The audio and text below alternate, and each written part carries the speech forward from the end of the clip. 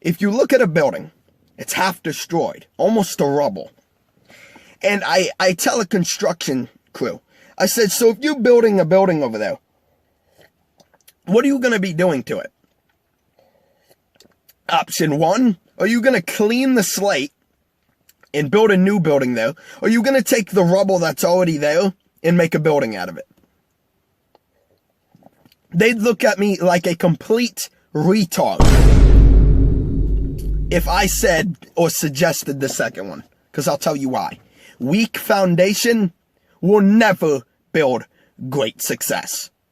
Anybody can tell you that if you build something new on weak foundation, it will break. It will utterly be destroyed. But it's you who must find what's wrong. And once you do that, you will break the pattern.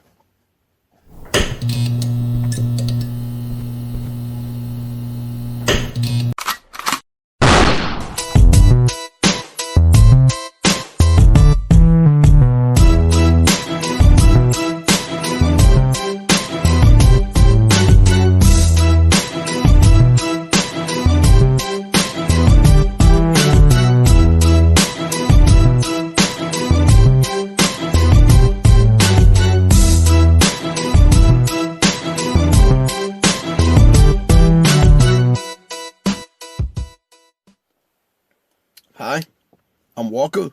Welcome to Walker Wisdom, the home and main channel of the Walker Wisdom Show.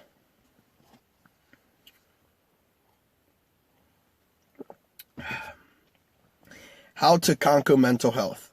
You read the title correct. Now, when I put this one up to vote, maybe many months ago, it won the vote. And I think I know why. Because I think anybody in the right mind can tell you that mental health is a big issue. Not just for speakers, not just for your average person, for anybody. The leader you see at the top of a CEO business has mental issues. Whether believe it or not, he has some sort of issues. Everybody's going to have their own. But some people are better at covering this specific issue up better than others are. And look, you may not want to hear it, but this isn't a means to point fingers and say, hey, you have this issue, fix it. Instead, what I'm trying to do is tell you and show you the issue you have. I'm not trying to point out the issue. You know the issue you have. Everybody knows the issue they normally have. It's just they need to know where it started and the patterns. Now, before I keep going further, I want you to know that I am not a doctor in any way, shape, or form. I am not a professional in this manner in any way, shape, or form. I'm simply a speaker who is good at what he does. I've changed many lives. I've prevented many suicides. I've prevented many people from doing things that were unrelative to the things that they had and wanted to accomplish in life. Quick example is I can't talk to somebody who wants to be a voice actor and wants to produce beautiful photography or wants to be a basketball player, wants to do this, but they're too overwhelmed by the things that they're thinking of. It's just thoughts. And that's where the illusion comes in. And obviously I'll do an entire video on illusions, but there's a certain point where you have to understand that the image you're directing on towards yourself is a higher standard than you have to have. It's good to have high standards, but don't do it so much to where you're destroying what you've built up. You're good. You're great as you are. Okay? Yes, you can try harder, and yes, you can try less. But don't go to the point where you think of yourself as a god, or else you start, obviously, overwhelming yourself. There are people in powerful positions, in very authority positions as well. And I'll see them and talk to them on a basis about how they think of bad things. How they think the issues are so detrimental that they just want to leave. And sometimes going so far as leaving the planet. I'm not here to tell you what you can do with your life. I'm not your father in any way, shape, or form. But I will say this. You have a great impact on the things you will do in life, and I can guarantee you that. I like to read books, and one of the books I've been reading for a while now is Theories of Personality. It's the 4th edition, meaning it's the 4th edition. It's updated. I really like this book. The basis of it is it constructs personality and breaks it down. What works, what doesn't work, why does it work, how's it work.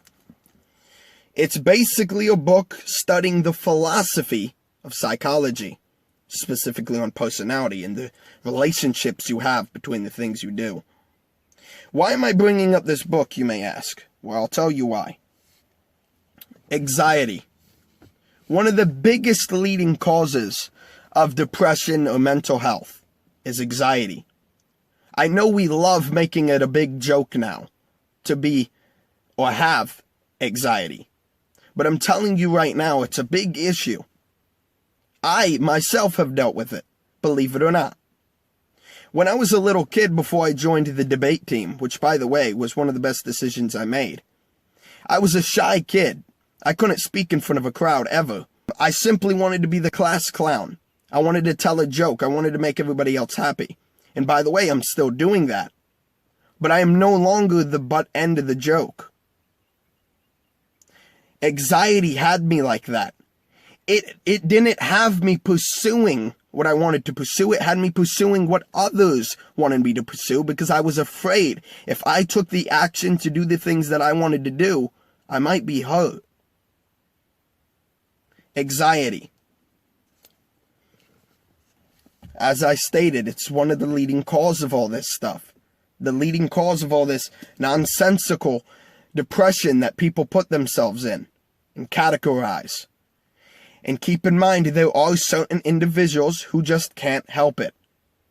But I guarantee you, you watching are probably not one of them. You simply are taking yourself and putting yourself on such a high standard that you're destroying what you could be because of what you're not. Live in the present. It's okay to think of the future. I myself have done it. But just like that little kid who couldn't speak in front of a class, I joined the debate team and I won a 3-on-1. I won't tell you what I was debating about because I'm not here to be controversial. I just want you to know, how can a kid who was not spoken, who was not developed in the manner of speaking in front of other people, who was so judgmental to himself that he didn't want other people to judge him, how did that person become a motivational speaker? How did that person become not Alexander Walker, not Alex Walker? When I walk through the halls, I hear Mr. Walker. How did he become the person who won a 1-3 debate? I was the one going against 3 people debating me, and I won. How? I'll tell you why. Once you overcome the issue, once you figure out the issue, it is much easier to not take the things you have already around you for granted. And before I deep dive back into this book, there's a quick little lesson I want to teach you. As I said, I am not a professional, but I am going to teach you how I overcame these things. Some things I can't explain. Some things just click in my mind. There's certain moments in my life I can't explain. They just happen. When I watched Fight Club, something clicked in me. I wanted to restart my entire life and become a better person. And it worked. Another thing that clicked very recently is I found out that I was a super arrogant person. And I don't want to be arrogant anymore. I want to adapt. I want to be better than that. I want to be confident. Now, arrogance gets me views, as in the perception of people liking me, acting out of order. It's fun. But I am not really an arrogant person. I just want to let you guys know that. Okay? I really try to be calm and collective. That's not the point of this. The point is this. You have to understand one thing and one thing only. Everything in life is derived by patterns. Yes, you heard that. Patterns. Remember those things you learned in elementary, middle school, and high school? Or maybe you're learning them now. Patterns. Yeah, those things. The things that you say you're lazy, yet you don't pay attention to the fact that when you wake up, you don't do this, you don't do that, you don't do this. I'm not doing good at school. Oh, because you're used to putting down an assignment, because you're used to doing this. It's patterns. Oh, I'm an alcoholic. I can't stop smoking. Yet you don't remember every time you get sad or depressed, you smoke. Look at this dude. You fix these things by paying attention to them and breaking the patterns. There's a reason why I say break the system with Walker wisdom. System isn't just a means of the derived world. It's simply telling you any system. Break it with Walker wisdom. What I'm trying to say is by me teaching you something, I hope you can break the system that you have an issue or that you're intertwined with.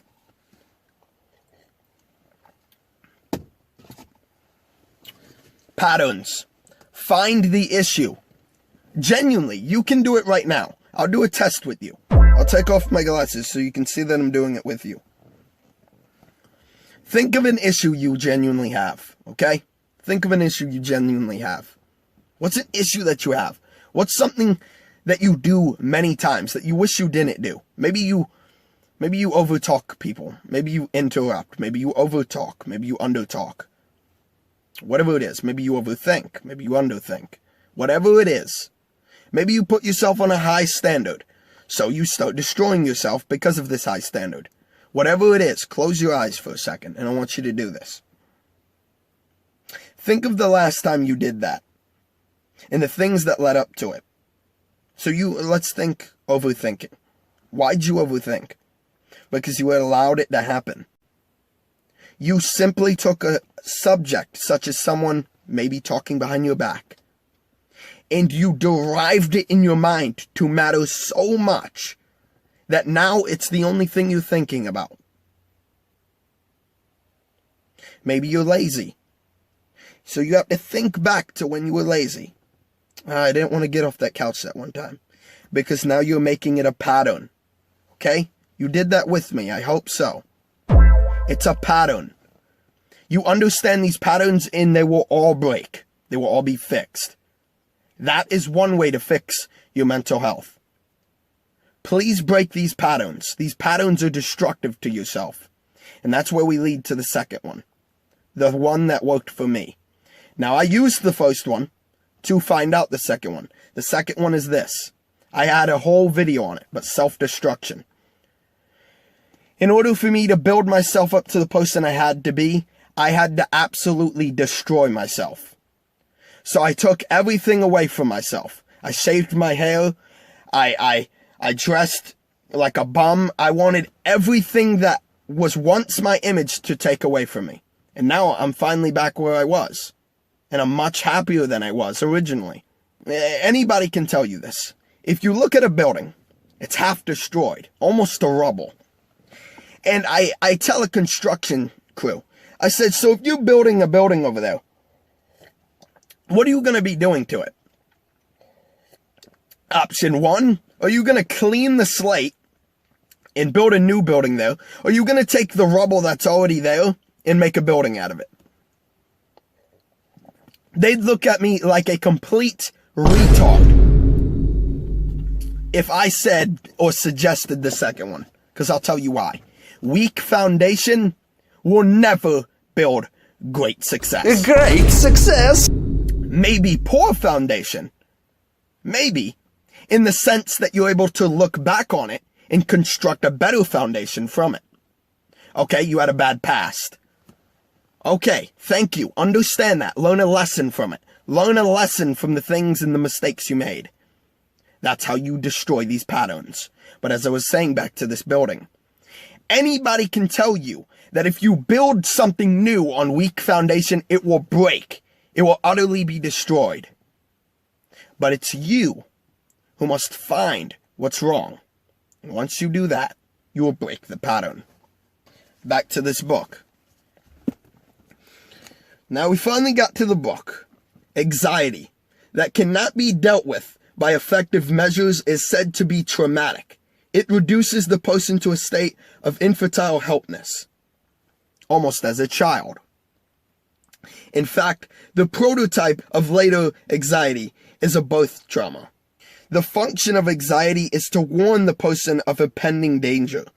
It is a signal to the ego that unless appropriate measures are taken, the danger will and may increase until the ego is overthrown. Anxiety is a state of tension. It is a drive like hunger or sex, but instead of arising from internal tissue conditions, it is produced originally by the external causes, such as these patterns. You're only dealing with these things because of the way you keep viewing the outside world. If you keep thinking everybody's super judgmental, you keep thinking everybody's thinking about you, you keep thinking about how big and ginormous the cause and effect you have on the world may be dependent on the things that people are saying about you, of course you're going to be anxiety, because you're putting yourself on such a damn high standard that you cannot see the fact that you're just like me and everybody else on the planet. It's an ego event. It's nice to feed your ego if it's going to help you, but not if it's going to destroy you. I've seen one too many people who go from the happiest people I've ever seen and will destroy themselves completely because of something or an external event. Much like me, I've went through relationships that have destroyed me utterly and fundamentally. So far that I almost wanted to quit it then. But I broke the pattern.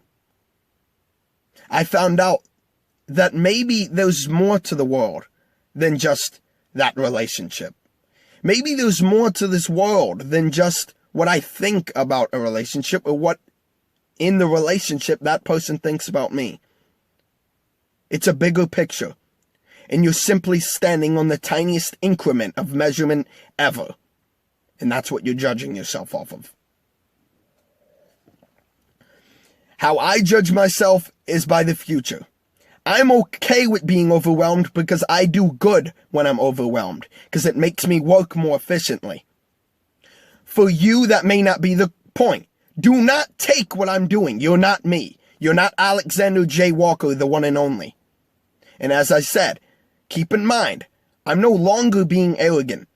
Please don't take it as arrogance. I'm simply telling you that you are not me. And if you are here to sit here and tell you or tell yourself that you're me, I don't know who you are, because unless you're a mirror, you're not me. I'm not a doctor. I'm simply telling you to find the patterns. Step off your damn high horse for 1 second. Look at yourself as a human being. Realize how far you have came. The issues and mistakes that you've gone through in life, and you've perceived everyone and every one of them greatly. Oh, family trauma. Nice. Look at you now. You have friends. You might have a job. Maybe you don't have any of this and you want that. Well, look at what you do have. Maybe you have this good family, or maybe you don't. Or maybe I haven't hit one of the pillars in your life that make life worth living. Life is derived from three things. 1, a social connection. Are you socializing? Are the people around you worth having around? There's a reason why people put you in prison as your punishment.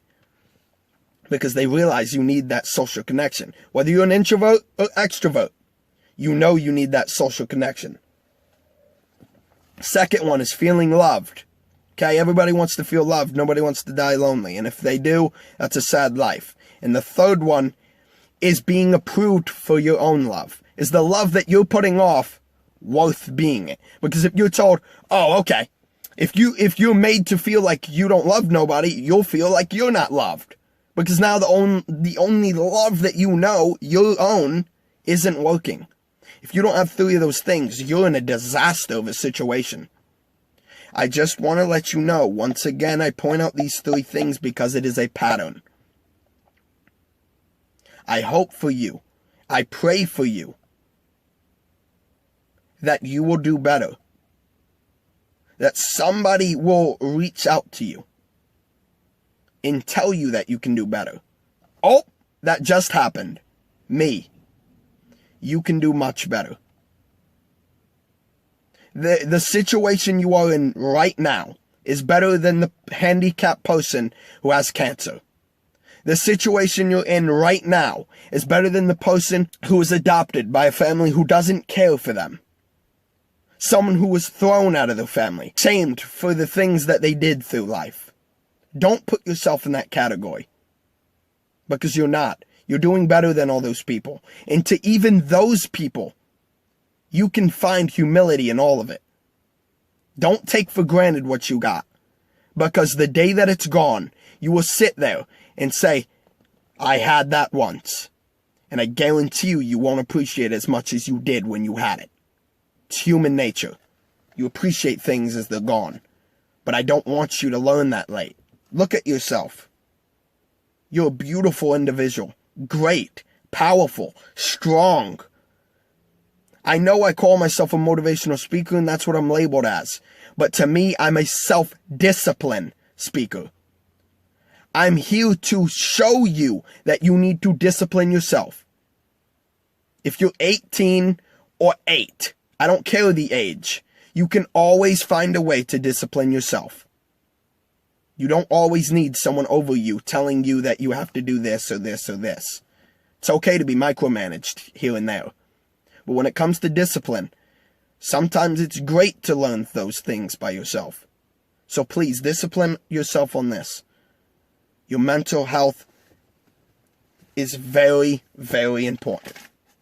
And if you keep thinking yourself on this high standard, you will only destroy the standard that you're already at because you haven't yet reached it. You will get there. It's okay. You will get there. You'll get that job, okay? You'll get that car. You'll graduate soon. Okay, you'll have a family of your own soon. Okay? You'll have that girlfriend you've been waiting to have. You'll have that wife. You'll have those kids. You'll have one of them, okay? Sit back. Realize how easy you have it right now. Because it can be much better and it can be much worse. Optimistic. Is the glass you're in half full or half empty? You see this? It's not empty. It's just not full. I love every single one of you guys. And please, don't destroy what you already got because of the person you're not right now. Because of the person you're willing to become. You put in all this hard work. Go back in your mind and remember how hard your life has been and where you are now. I love all you guys. Thank you for watching.